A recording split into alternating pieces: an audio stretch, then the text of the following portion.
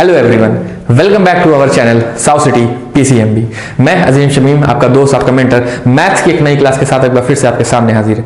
आज हमारी सीटीक्यू का 5th पार्ट है और ये आज हमारा लास्ट पार्ट होगा एनएस टर्म के ऊपर। हम लोगों ने सीटीक्यू शुरू किया था और ये सीटीक्यू का जो पहला पार्ट है ये था एनएस टर्म का। एनएस टर्म का मतलब अरिथमेटिक प्रोग्रेशन में दो टॉपिक हैं, पहला है nth टर्म, दूसरा है सम ऑफ n टर्म्स। तो जो पहला टॉपिक है nth टर्म, इसकी आज हमारी लास्ट क्लास है और इसके बाद जो है हमारी नेक्स्ट जो वीडियोस आएंगी, जो हमारी नेक्स्ट क्लासेस आएंगी वो होगी सम ऑफ n टर्म्स पे। लेकिन इस क्लास को आज हमको खत्म करना है, आज हमको इसके कॉन्सेप्ट को पूरा करना है। लेकिन अभी से जितना पढ़ाया गया है इस चैप्टर में वो मोर देन सफिशिएंट है। मोर देन सफिशिएंट का मतलब जो मेन चीज होता है किसी टॉपिक को पढ़ने का, समझने का, वो ये होता है कि हम उसके कॉन्सेप्ट को समझ पा रहे हैं कि नहीं समझ पा रहे हैं। दूसरी चीज ये होती है कि जब उस कॉन्सेप्ट से रिलेटेड कोई क्वेश्चन हमारे सामने आ रहा है तो क्या हम उस क्वेश्चन को अटेम्प्ट कर पा रहे हैं कि नहीं कर पा रहे हैं, और फिर अटेम्प्ट करने के बाद सही अटेम्प्ट कर पा रहे हैं कि नहीं कर पा रहे हैं। क्योंकि मैं अगर आपसे बात करूं तो हमारे जो एग्जाम का जो पेपर होगा वो 80 मार्क्स का होगा और उसमें कुछ आएंगे एमसीक्यूज। एमसीक्यूज की खासियत क्या होती है कि आप अगर उसको कर लेते हैं तो आपको पूरा 1 नंबर मिल जाता है, लेकिन अगर आप गलत करते हैं तो 1 नंबर कट भी जाता है। उसमें कोई स्टेप मार्किंग वगैरह जैसी चीज होती नहीं है। और इस टॉपिक से एनएस टर्म से या सम ऑफ एन टर्म से एमसीक्यूज बनेंगे ही बनेंगे और उसको हमको सही करना है, उसको गलत नहीं करना है।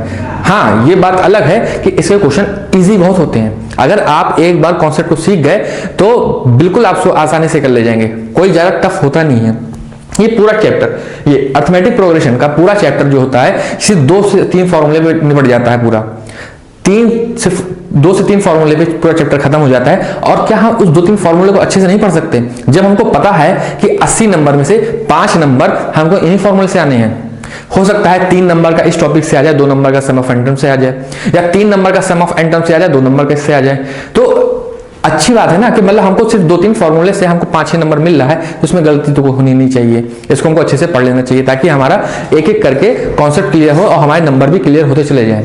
देखिए, कॉन्सेप्ट क्लियर होना हमारी प्रायोरिटी होनी चाहिए, ये हमारी प्रायोरिटी है भी कि हमारे कॉन्सेप्ट क्लियर हो, लेकिन साथ ही साथ उस कॉन्सेप्ट से हमको नंबर भी चाहिए, है ना। बोर्ड्स में हमको उस कॉन्सेप्ट से हमको नंबर भी चाहिए, इसलिए हमको क्वेश्चन भी हल करने हैं। तो आज हम लोग पहला क्वेश्चन करते हैं। मैंने यहाँ पे आज क्वेश्चन लिखा नहीं है, क्वेश्चन के लिए आप अपनी बुक को रेफर करिए, एनसीईआरटी को। मैं एनसीईआरटी का एक्सरसाइज 5.2 का क्वेश्चन नंबर 12 करने जा रहा हूं। क्वेश्चन नंबर 12 अच्छा क्वेश्चन है, एक बार फिर से इसको देखिएगा।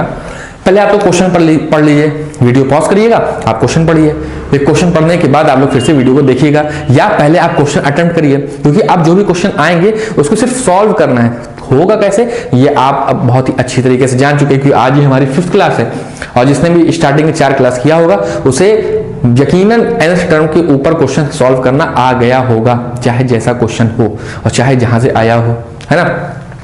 देखिए क्वेश्चन नंबर 12 कह रहा है The 2 APs have the same common difference। मतलब कोई 2 APs हैं, कोई 2 AP अरिथमेटिक प्रोग्रेशन की सीरीज है जिसका कॉमन डिफरेंस D क्या है? सेम है। बहुत अच्छी। The difference between their 100th term is 100। हमारे पास 2 AP दी गई है, चलिए हम मान लेते हैं let the first term of an AP be A1। हमने क्या किया? of first AP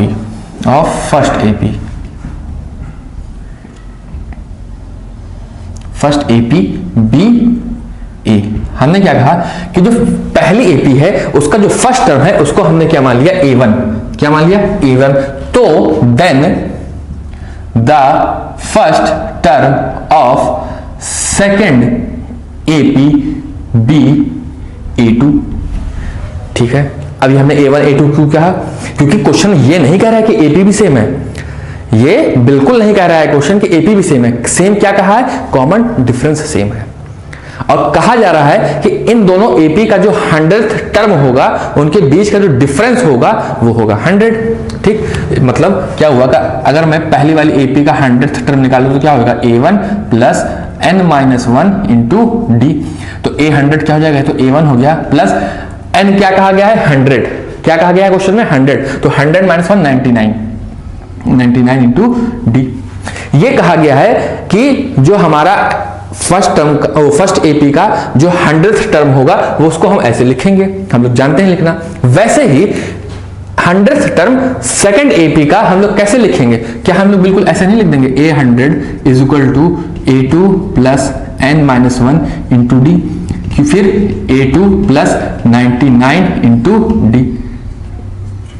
देखिए बहुत ही ध्यान से सुनिएगा इस चीज को। इस क्वेश्चन में कहा यह जा रहा है कि ये जो एपी हैं ये दोनों अलग अलग हैं।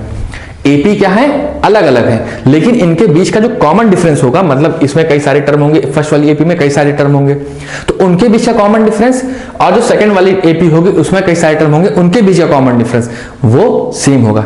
तो अगर कॉमन डिफरेंस सेम है तो हमने उसको मान लिया है डी।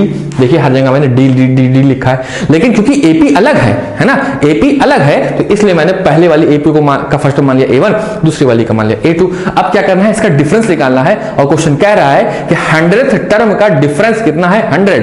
तो हम इसको माइनस करते हैं, तो A1 plus n-1 into D minus A2 plus 99 D, या इसको भी हम कर देते हैं 99 डी।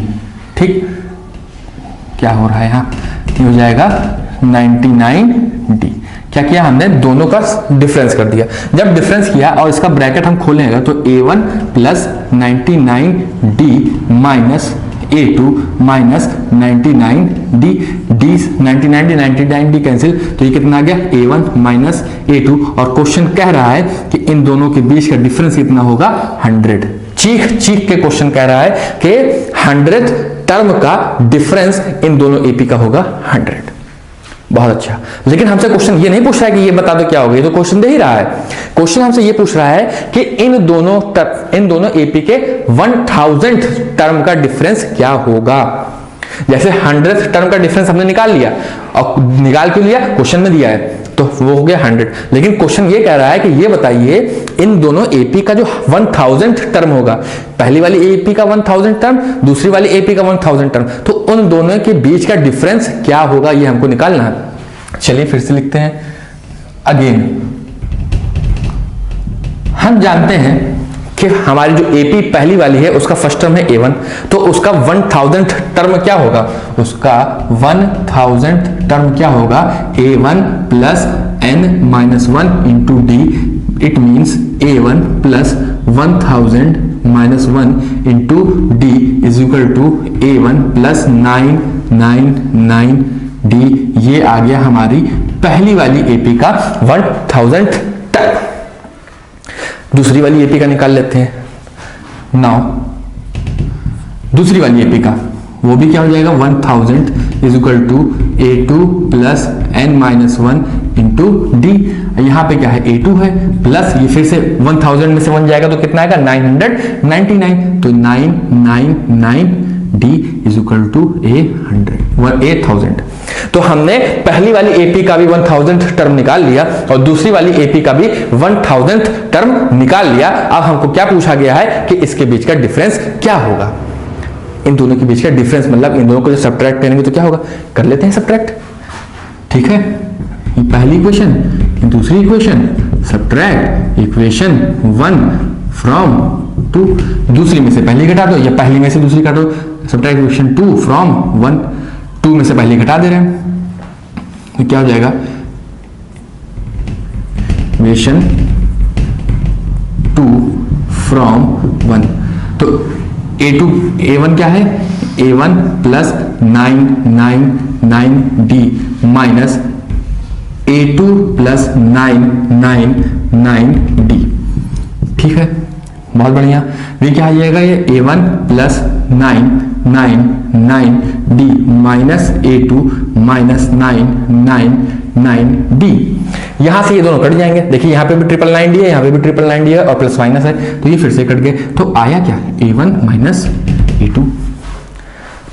ये क्या आया? ये आया डिफरेंस किसका? 1000th टर्म का। लेकिन हमको क्या चाहिए? वैल्यू चाहिए। अभी वैल्यू तो आई नहीं है, लेकिन वो याद करिए वो टाइम जब हम लोगों ने A1 माइनस A2 की वैल्यू निकाली थी। ये देखिए यहां पे हमने निकाली थी, तो इसका मतलब क्या हुआ कि इसका भी डिफरेंस फ्रॉम इक्वेशन स्टार बना देते हैं इसको, फ्रॉम इक्वेशन स्टार, इसका मतलब ये हुआ from equation star a1 minus a2 is equal to 100। तो इसका मतलब क्या हुआ कि इन दोनों AP के 1000th टर्म का भी डिफरेंस कितना होगा, 100 ही होगा। अच्छा क्वेश्चन है, कॉन्सेप्चुअल क्वेश्चन है। यहाँ पे कोई नंबर डिजिट वगैरह नहीं दिया गया है, ना n की वैल्यू खाली दे रखी है, ना यहाँ पर a1 दिया गया था, ना a2 दिया गया था, ना d दिया गया था, लेकिन फिर भी हमसे पूछा गया कि कोई दो AP है, अलग अलग AP है, तो हमको ये बताइए कि उनके बीच का कॉमन डिफरेंस क्या होगा, कब, उनके 1000th टर्म का। फिर से एक बार सुन लीजिए, इस क्वेश्चन में कहा गया कि दो AP है, दोनों AP अलग अलग है, लेकिन उन दोनों AP का कॉमन डिफरेंस क्या है, सेम है। तो हमने कॉमन डिफरेंस को D मान लिया, क्योंकि AP हमारी अलग है, इसलिए फर्स्ट वाली AP का फर्स्ट टर्म को A1 मान लिया, सेकंड वाली AP का फर्स्ट टर्म को A2 मान लिया। ठीक है, हमने मान लिया A1 हो गया, A2 हो गया। ठीक, फिर उसको क्या किया, A100th टर्म हमने निकाला, तो क्या हुआ A1 plus n minus 1 into D. तो वो क्या गया, n की जगह 100 रखेंगे तो कितना हो जाएगा 99D। तो 100th टर्म आया फर्स्ट AP का, इतना हमारा। फिर वैसे ही 100th टर्म सेकंड AP का हमने निकाला, वो कितना आया A2 प्लस 99D, ये भी हो गया। ठीक है, फिर क्या किया, हम लोगों को इसका डिफरेंस, इन दोनों का डिफरेंस दिया है क्वेश्चन में 100, तो हम लोगों ने इसको सब्ट्रैक्ट किया और उसको 100 ही इक्वल कर दिया, यानी A1 minus A2 equal to 100। लेकिन क्वेश्चन हमारा 100 के लिए नहीं था, हमारा क्वेश्चन था 1000th टर्म, 1000वां टर्म के बीच का डिफरेंस निकालना है। तो पहली वाली AP का 8000 क्या हो जाएगा, A1 प्लस 999D, और दूसरी वाली AP का हो जाएगा A2 प्लस 999D। ठीक, फिर क्या किया, हमने इक्वेशन 1 में से 2 को सब्ट्रैक्ट कर दिया। जब हमने 1 में से 2 को सब्ट्रैक्ट किया, तो फिर हमने देखा कि A1 माइनस A2 बचा। अब A1 माइनस A2 होगा क्या, जो होगा क्या वो हमको पहले से पता है, वो हम निकाल के रखे हुए हैं, उसी को वहां पे हमने लिख दिया। तो यही हमारा आंसर हो गया। मुझे उम्मीद है कि आपको समझ में आया होगा। अच्छा खासा टाइम मैंने इस क्वेश्चन पे दिया। अब देखते हैं, अब हम लोग करते हैं अगला क्वेश्चन, क्वेश्चन नंबर 15। अगर आपको क्वेश्चन नंबर 12 समझ में आया है तो 15 आपको बहुत ही आसानी से समझ में आएगा, और समझ में आएगा ही क्यों, आप कर ले जाएंगे। अब तो आप कर ले जाएंगे, अब तो आप लोग तेज हो गए हैं, अब तो आप लोग इसको अपने आप से भी कर लेंगे। चलिए हम लोग एक बार इसको ट्राई करते हैं। क्वेश्चन नंबर 15 अपनी बुक में आप लोग देख लीजिएगा क्वेश्चन, क्योंकि यहाँ क्वेश्चन लिखो टाइम वेस्ट होता है, इसलिए आप जो है क्वेश्चन लिखिए।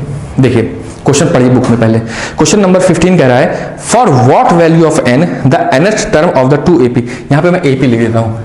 पहली AP है 63, 65, 67, 63, 65, 67 एंड सो ऑन, और ये AP1 है, और दूसरी AP दी है वो है 3, 10, 17, 3, 10, 17 and so on.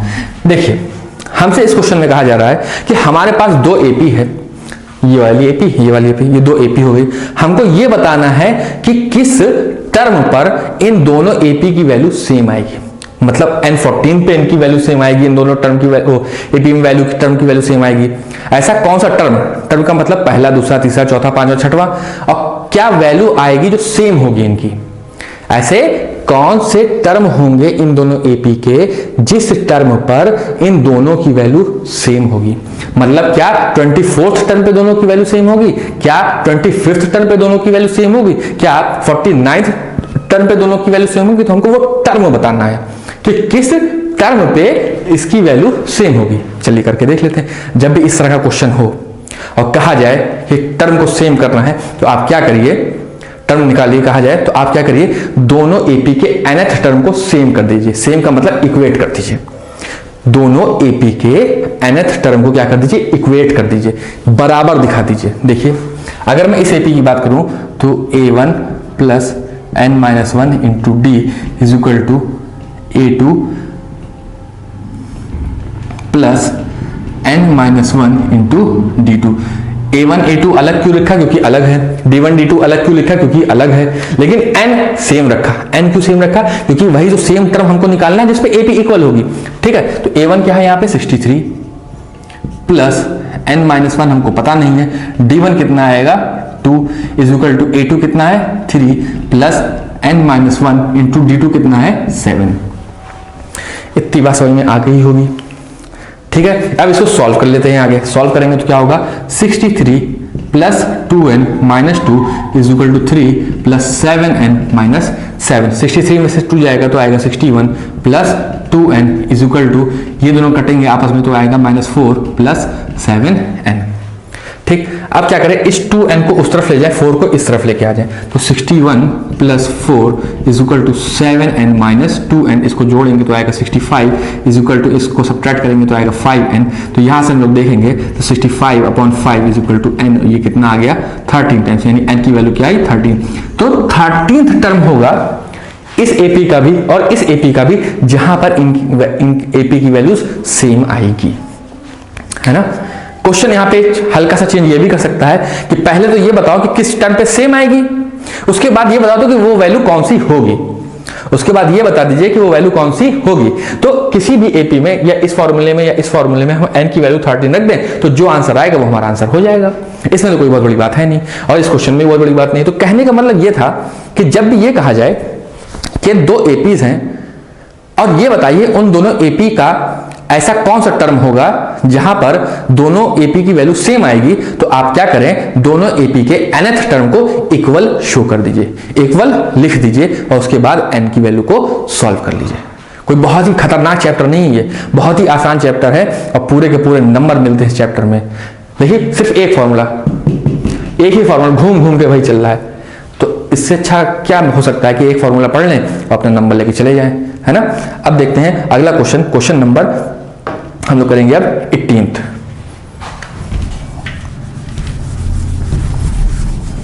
Question number 18, जिसके पास बुक है वो बुक से प्लीज उसको देखिए, और बुक नहीं हो तो बुक खोल के बैठिए ताकि क्वेश्चन आपको दिखता रहे, ताकि आप लोग ये जान पाए कि हम लोग कर क्या रहे हैं, है ना, कर क्या रहे हैं। और आप भी उसको पहले ट्राई करिए, उस क्वेश्चन को पहले ट्राई करिए, जब ना हो पाए तो सॉल्यूशन देख लीजिए यहाँ पे, है ना। तो क्वेश्चन नंबर 18 देखिए, the sum of the 4th term and the 8th term of an AP is 24, यानी 4th term plus 8th term is equal to 24 कहा गया है क्वेश्चन में। And sum of 66th and 10th term is 44, यानी 6th term plus 10th term, 6th and 10th term, इसका sum दे रखा है question में 44। देखिए बहुत आसान सा क्वेश्चन है, ये भी बहुत आसान सा क्वेश्चन। देखिए कह रहे हैं कि हमारे पास कोई एक AP है, अच्छी बात है AP होना चाहिए, AP है, उसका 4th टर्म और 8th टर्म को अगर हम ऐड करते हैं तो आता है 24। उसी AP का 6th टर्म और 10th टर्म ऐड करते हैं तो आता है 44। तो उस AP के 3 टर्म बताइए क्या क्या होंगे, उस AP के 3 टर्म बताइए क्या क्या होंगे। तो बहुत आसान सा लग रहा है क्वेश्चन, आसानी से हो जाना चाहिए, जितनी आसानी से मैंने कहा है उतनी आसानी से हो भी जाएगा। अब आप ही बताइए मुझे कि 4th टर्म को लिखना है हमको AP में, तो AP में 4th टर्म को कैसे लिखा जाता है? क्या A प्लस 3D नहीं लिखा जाता है? क्या A प्लस 3D नहीं होगा? बिल्कुल होगा। फिर प्लस 8th टर्म को क्या लिखा जाता है? A plus 7D is equal to 24।